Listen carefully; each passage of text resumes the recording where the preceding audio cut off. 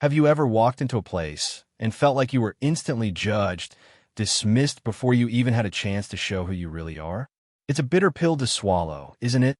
Today, I want to share a story about Alara Vance, a woman who faced exactly the kind of dismissive arrogance, only to respond with a display of skill so profound it didn't just silence her detractors, it etched her name into history. It's a tale about quiet strength, hidden depths, and the beautiful, undeniable power of letting your actions speak louder than any boastful words. I wonder, where are you all watching from today? And more importantly, have you ever been wildly underestimated in a hobby, a sport, or even at work, only to later prove everyone's spectacularly wrong? Let me know in the comments below. I'm always fascinated by those moments of quiet vindication. The air in Sharpshooter's Haven always hummed with a peculiar blend of cordite, gun oil, and testosterone. It was a place where reputations were forged in tight groupings and shattered by errant flyers. Alara Vance stepped into this sanctuary of sound and precision on a Tuesday morning, the kind of gray, unassuming day that mirrored her own quiet demeanor. She carried an old, scuffed leather case, its brass fittings dulled with age but gleaming with care. Inside, nestled in worn velvet, lay her father's rifle, a bolt-action relic from a bygone era of craftsmanship, heavy, balanced, and intimately familiar in her hands. Alara wasn't a newcomer to the scent of gunpowder or the recoil's kick. Her father, Sergeant Major Thomas Vance, retired, had been a legendary marksman in his day, his eyes capable of discerning impossible details at improbable distances. He had poured his knowledge, his patience, and his unwavering belief in precision into her from the time she was old enough to safely handle a .22. Coming to the range today wasn't about sport. It was an act of remembrance, a quiet communion with his spirit nearly a year after his passing. She sought the familiar discipline, the meditative focus, the clean, satisfying thud of lead meeting its mark. Just a few round that she thought for old time's sake. She signed in, her movements economical, her voice soft as she requested a lane at the far end, the 100-yard mark. The attendant, a young man with more enthusiasm than experience, barely glanced at her, accustomed to the weekend warriors and their flashy tactical gear. Alara, in her simple jeans, a worn flannel shirt, and hiking boots, blended into the background, just another face, which was precisely how she preferred it. That preference, however, was about to be rudely challenged. As she made her way to lane 12, a booming voice sliced through the rhythmic crack of gunfire. Well, what have we here? Decided to bring out the family antique, little lady? Alara paused. Standing near the central lanes, holding court with a small group of sycophants, was Rexford Thorne, or Rex the Recoil, as he unironically liked to be called.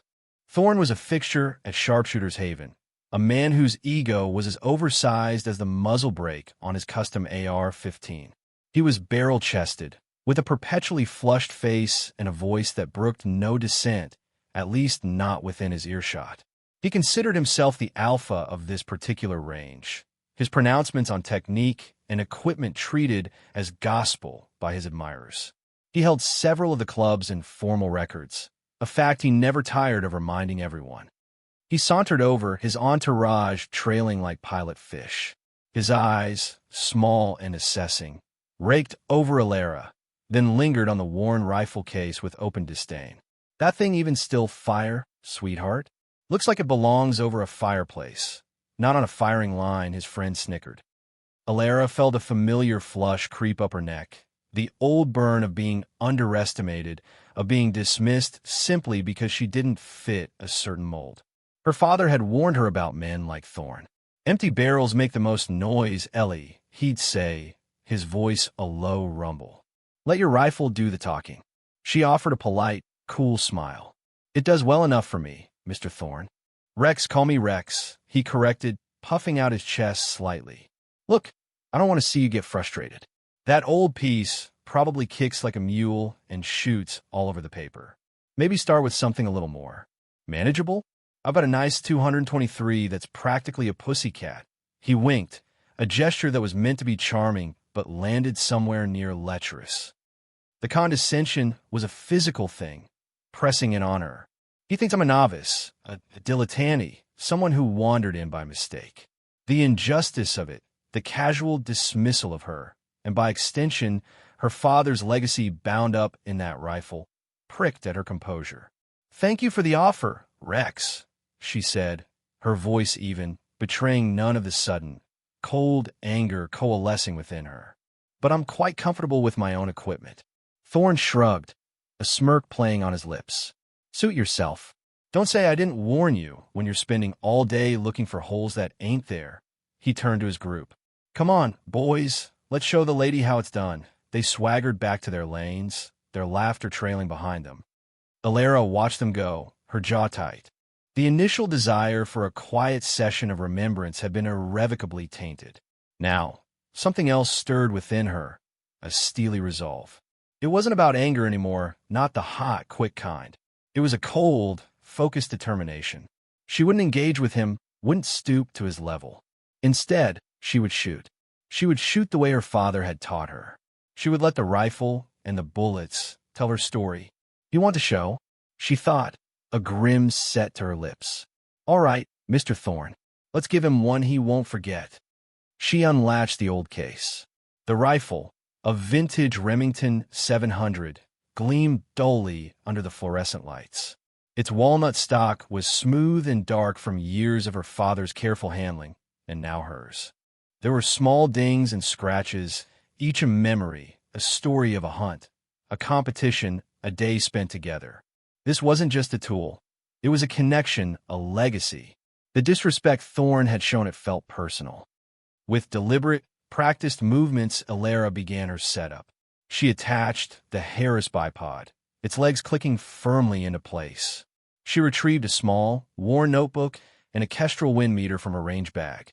Other shooters, particularly the tactical crowd, often scoffed at such old-fashioned methods, relying on ballistic apps and laser rangefinders. But her father had taught her the fundamentals, the art of reading the wind, understanding mirage, calculating drop and drift by instinct honed through thousands of rounds.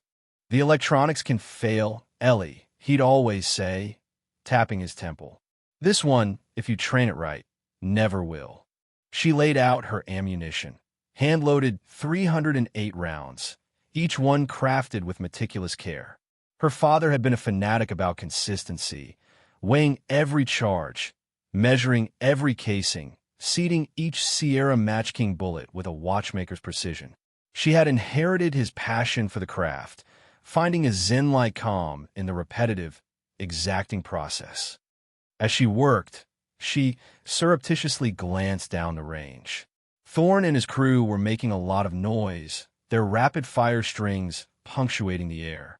They were hitting their targets, large silhouettes at 50 and 75 yards, with passable accuracy, but there was a carelessness to their shooting, a reliance on volume rather than precision. Thorne, especially, seemed more interested in the theatrics, ejecting magazines with a flourish, barking instructions to his companions. Alara's eyes drifted to the official club bulletin board near the range office.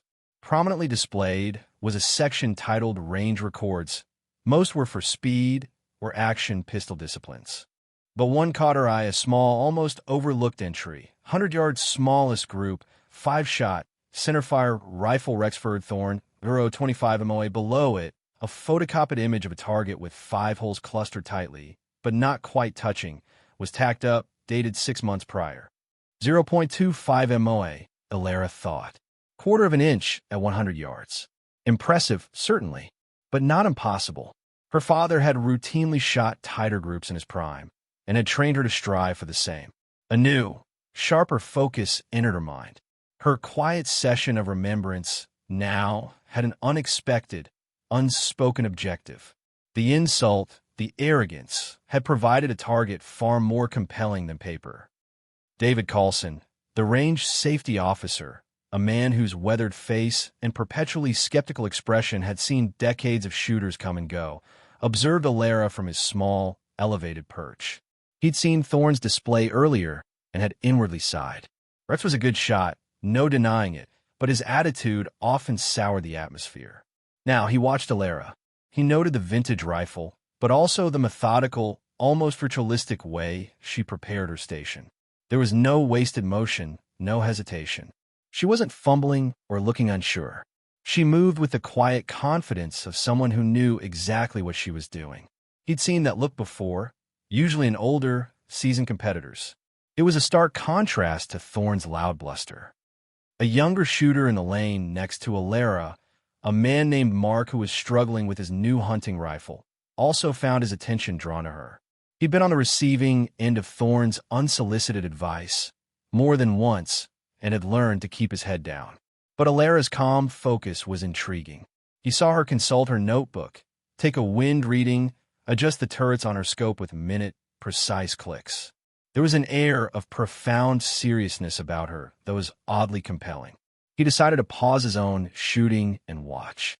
Thorne, having peppered his target with what he clearly considered a devastating display of firepower, sauntered back from the firing line, chest puffed. He caught sight of Alara, still meticulously setting up. He chuckled, loud enough for those around him to hear. "Still at it, sweetheart? Thought you'd have given up and gone home by now. What's the plan? Try to hit the broadside of the barn from the inside." His cronies guffawed. "Hey, Frank," he called to one of them, "I'll bet you $50 she doesn't put 3 consecutive shots on an 8-inch paper at that distance." Frank, a portly man who echoed Thorne's opinions, grinned. "You're on, Rex. Easy money." Alara heard them. The words were like tiny pebbles flicked against her concentration, annoying, but ultimately unable to dislodge the bedrock of her focus. Let them talk, she thought, her breath evening out. Let them wager. Their noise is irrelevant. She adjusted her shooting mat, settled behind the rifle, and began to build her position. The rifle became an extension of her body, the familiar pressure of the stock against her cheek a comforting anchor. She chambered the first round, the bolt closing with a smooth, satisfying snick. Her plan was deceptively simple. Execute flawlessly. Each shot would be a testament to her father's teachings. Each movement, from breath control to trigger squeeze, would be a precisely orchestrated sequence. She wasn't just aiming for the center of the target. She was aiming for Thorne's smug assumption, for the dismissal in his eyes. The range record was the specific target, but the true goal was something less tangible, a quiet, irrefutable statement. Thorne, meanwhile, decided to provide some background noise for Alara's attempt. He moved to the lane directly adjacent to his previous one, still uncomfortably close to her. He began shooting his large-caliber rifle again, not aiming with any particular care, but sending rounds downrange with a percussive roar, clearly intending to distract or intimidate. The muzzle blast buffeted the air, and the shockwave was a physical presence. Alara flinched internally at the first unexpected concussion, but gave no outward sign. "He's trying to rattle me," she realized. "He thinks noise and aggression will break my concentration." It was a crude, almost childish tactic. Instead of unsettling her, it solidified her resolve. The personal risk of failure, of public humiliation after Thorne had so effectively drawn a spotlight to her, felt sharper now. The stakes were no longer just personal pride or a range record. They were about proving that true skill couldn't be bullied into submission. She closed her eyes for a moment, picturing her father's calm face. "Tune out the world, Ellie. It's just you, the rifle, and the target. Nothing else exists," his voice a soothing memory. She opened her eyes. The world narrowed to the circular image in her scope. The distant target, a clean white square with a black aiming bull, seemed to float in the magnified view. She controlled her breathing, the reticle rising and falling gently with each inhale and exhale. She found her natural respiratory pause. The crosshairs settled, dead still on the very center of the bullseye. Squeeze, she thought, applying steady, even pressure to the trigger. The rifle cracked, a sharp, clean report utterly distinct from Thorne's booming shots. The recoil was a familiar push, managed, absorbed. Through the scope, she saw a dark pinprick appear exactly where she had aimed. A small, almost imperceptible smile touched her lips. "One down." She worked the bolt action with fluid efficiency, ejecting the spent casing, chambering a fresh round. Again, the meticulous process: breath, aim, pause, squeeze. The second shot landed so close to the first that, from her perspective, it looked like it had gone through the same hole. Down the line, Thorne's barrage continued, but Alara barely registered it now. She was in the zone, that rarefied state of perfect focus her father had called the quiet place. The noise, the distractions, Thorne's looming presence, they all faded into an irrelevant periphery. There was only the target, the reticle, the rhythm of her own body. The third shot joined the first two, creating a tiny, ragged cloverleaf. Mark, the young shooter in the next lane, lowered his own rifle, his jaw slightly agape. He glanced at David Carlson, the RSO, who was now watching Alara through his own set of binoculars, an unreadable expression on his face. Thorne's cronies had also fallen quiet, their attention drifting from their leader's noisy display to the quiet woman on lane 12. Thorne himself, sensing the shift in attention, finally ceased his own firing. He lowered his rifle, a frown creasing his brow. He couldn't see Alara's target clearly from his position, but the sudden hush from his own peanut gallery was unnerving. He watched, a sneer beginning to form, as Alara prepared for her fourth shot. The fourth round struck home, infinitesimally widening the existing group. It was still a phenomenally tight cluster. The tension on the range was palpable now. Even shooters further down the line had paused, drawn by the unusual stillness and the focused knot of attention around lane 12. This wasn't just casual plinking anymore. Something significant was happening. Alara felt a bead of sweat trickle down her temple. The pressure was immense, but it was a familiar companion. This was the crucible where skill was truly tested. One more, Dad, she thought. This one's for you. And for every quiet soul ever shouted down by arrogance. She took a deeper breath than usual, let half of it out. The crosshairs wobbled almost imperceptibly with her pulse. She waited, letting her heartbeat settle, letting the rifle settle. A tiny gust of wind, a mere whisper, riffled the range flags. She made a mental micro-adjustment, an instinct born of thousands of such moments. Then the gentle, inexorable squeeze. The rifle barked its final, definitive statement. For a moment, no one moved. Alara slowly opened the bolt, made the rifle safe, and laid it down. She didn't look at her target through the scope again. She knew where it had gone. She rose, her expression calm, though a tremor of adrenaline coursed through her. David Carlson was already on his way down from his perch. "Cease fire on this line," he called out, his voice carrying its usual authority, but with an undertone of something else. Respect, perhaps even awe. "Young man," he said to Mark, "would you mind retrieving that target for me?" Mark, looking slightly dazed, nodded and quickly headed downrange. Rex Thorne stood frozen, his face a mask of disbelief. His cronies were silent, avoiding his gaze. The entire section of the range seemed to be holding its breath. Mark returned, carrying the target frame carefully. He handed it to David, who took it without a word and laid it on an empty shooting bench. A small crowd, including a now very pale Rex Thorne, gathered around. There, in the dead center of the black bullseye, was a single, tiny, ragged hole. It looked as if one bullet, perhaps two at most, had passed through. But David, using a small calipers he produced from his pocket, began to measure. He checked it twice, then a third time. He looked up, his gaze sweeping over the assembled faces, finally resting on Alara. "Ladies and gentlemen," he announced, his voice clear and resonant. "The 5 shots form a single group measuring 0.125 inches center to center." He paused for dramatic effect. "That is 0.119 MOA. A collective gasp went through the onlookers. 0.119. Less than an eighth of an inch. It was a group so tight, it was almost unbelievable, a feat of marksmanship that bordered on the impossible for a production rifle in field conditions. It didn't just break Rex Thorne's record of 0.25 MOA, it obliterated it. It was, quite possibly, one of the tightest groups ever shot at Sharpshooter's Haven with any rifle, under any conditions. Rex Thorne's face had gone from red to a mottled, unhealthy gray. His mouth opened and closed, but no sound came out. His carefully constructed facade of superiority had been shattered, blown apart by 5 perfectly placed 308 rounds fired from an antique by a little lady. His cronies shuffled their feet, some looking at the ground, others staring at the target in stunned silence. The $50 bet between Thorne and Frank was utterly forgotten, eclipsed by the sheer magnitude of what had just occurred.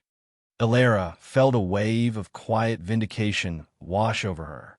It wasn't a gloating triumph, but a deep, satisfying sense of justice delivered. She had let the rifle speak, and its voice had been clear, precise, and undeniable. Her father's teachings, his legacy, had been honored in the most profound way possible. David Carlson walked over to her, the target still in his hand. "Miss Vance," he said, his voice holding a new level of deference. "That is the finest piece of shooting I have witnessed in 30 years at this range. Possibly ever." He gestured to the bulletin board. "Your name will be going up there, and I suspect it will stay there for a very long time." Other shooters, strangers to Elara, began to approach, their expressions a mixture of admiration and disbelief.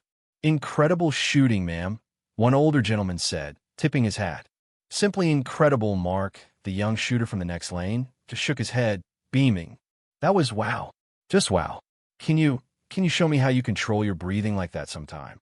Rex Thorne, meanwhile, seemed to shrink. The bluster, the arrogance had evaporated, leaving behind a deflated, embarrassed man. He avoided Elara's gaze, mumbled something incoherent, and then, with as much dignity as he could muster, which wasn't much, he packed up his expensive rifle and his oversized ego and practically slunk off the range, his entourage conspicuously absent, now mingling with the small crowd admiring Elara's target. His reign of casual condescension and unchallenged authority at Sharpshooter's Haven had ended not with a bang, but with 5 tiny, perfectly placed holes.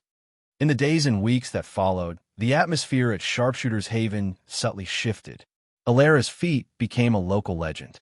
The photocopied target, with its impossibly small group, was framed and given pride of place on the record board, David Carlson himself ensuring it was accompanied by a neatly printed card. Elara Vance, 0119 MOA.